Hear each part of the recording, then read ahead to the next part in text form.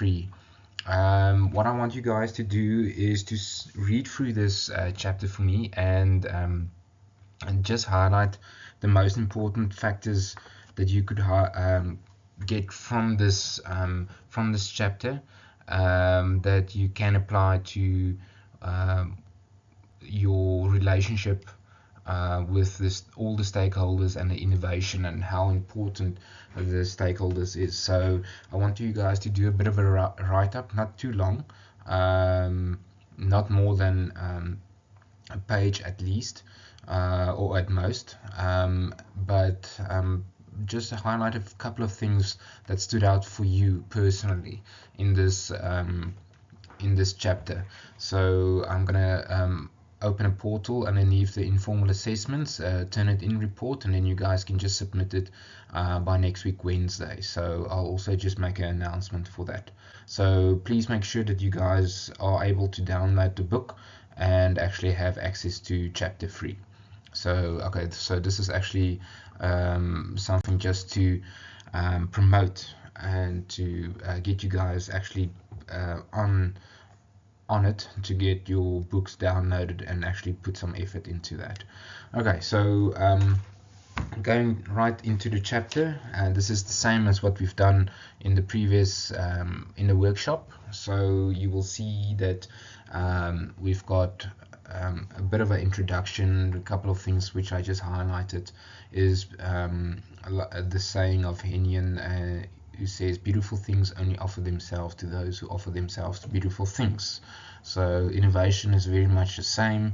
If you are not open for new things or actively looking at things, you might not recognize it. So it's in that light.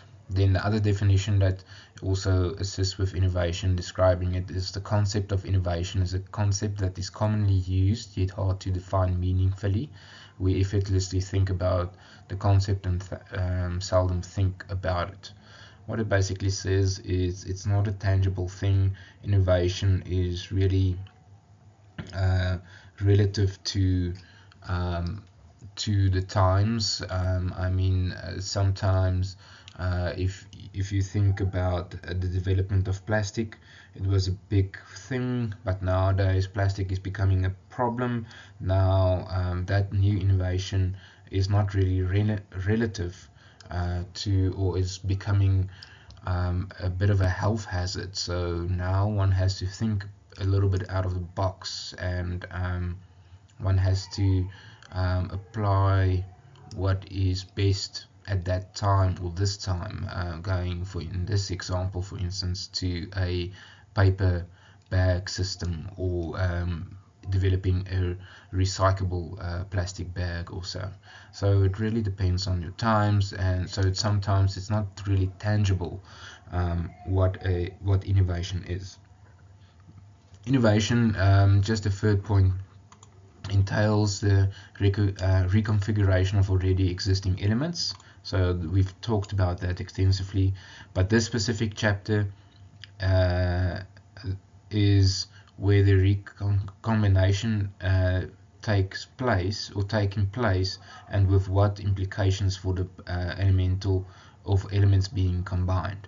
So this chapter questions where is the recombination taking place, and with what implication for the elements being combined. So if you remember, chapter 3 is all about the case study about designing the most accessible building. So and the guys that actually did the design had to get rid of some ambiguities, and for them to actually get a proper design out there.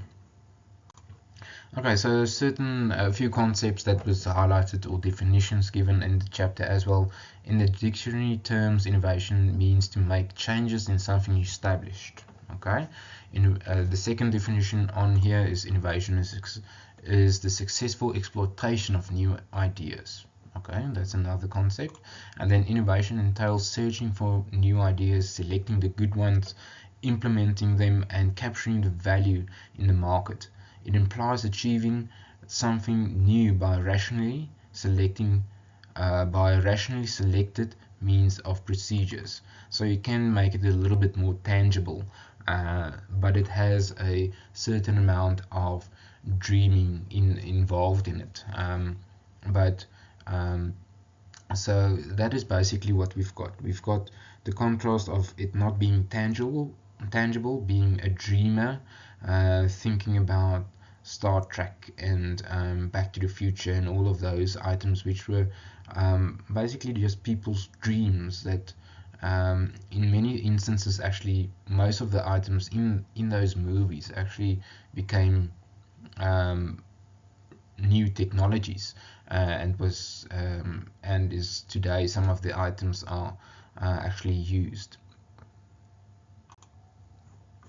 Okay, then the chapter highlights a couple of concepts. The most accessible building. So like I said, this is what the chapter is all about. It tries in defining the meaning of accessibility. Is it about equality? Is it a universal design? It highlights certain challenges that they experience, is recognizing the quality of informed design, and the value of the design is only proven once the building is used. So it's only tested really when the building is being used. So knowledge of packaging and innovation, the constraint between dreaming and being rational. So that's what I said earlier. This is why what this chapter looks about is being innovative doesn't only mean being a dreamer. You have to create something which is actually usable by everyone. The term value comes to mind again. Okay, then just a couple of conclusions from this chapter is first, the people had to consider the relationship between the design task and the eventual building design, answering the client's needs. Okay, that was one requirement that they had to think about. The second, they had to consider the relationship between the building and the future users. After the building, the first tenant's lifespan, for instance, after 20 years, we will occupy that building then. Consider the relationship between the design task and the designers. Okay, in the end, the professionals had to become amateurs to allow them to design a building where people could help themselves instead of being reminded of their disability. Okay, they had to work on not being biased. In this case, only thanks to the unusual bargaining power of the competition jury of a few initiated and interested clients was the fundamental initiative design of accessibility given a chance to survive. So basically, the biggest thing is the client played a big role in actually giving the designers the free will to look at new innovative ways to design the most accessible building. Okay, then I want you guys to please look at this video. It's a YouTube video. I've highlighted where you can actually access it. It is that video on the house that that the guys in America designed, and everyone said no, it's not impossible to build. I want you guys to have a look at that, and you can actually take some info from this video and use it in your write-up. Okay, and that's basically it. So very short little video, but I hope it assists you guys with the little informal assessment that I want you guys to do. Thanks.